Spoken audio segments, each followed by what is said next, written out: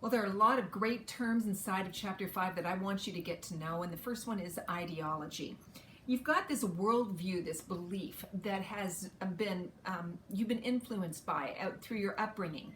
I consider my Canadianness part of what has built my ideology, where there have been attitudes and worldviews that have come from Canada that have influenced who I am. But if you looked at me, saw me in Walmart, you wouldn't spot me and go, okay, that's a Canadian. There are things about me that are actually define my identity and which become identity politics.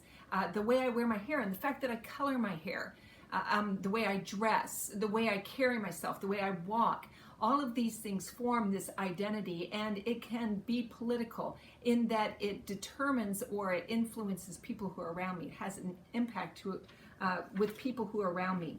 Now, with this ideology, this Canadian aspect, which is more internal and identity politics more external, you have an aspect called othering.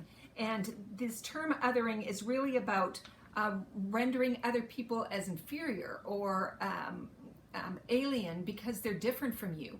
And we can communicate that just by the way we dress, that we alienate people. We make them the other.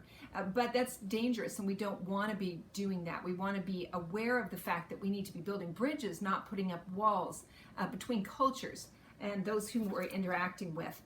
You know, when we do that othering, it can create barriers, but it becomes dangerous when we feel like we are superior and we have the right or power over others.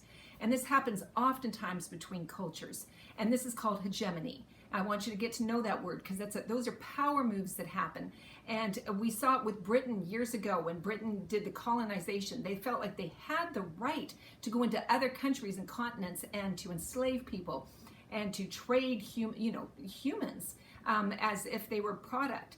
And so we've got this hegemony, this right, but we're dangerous of that as well, and we need to be very careful not to have that arrogant attitude.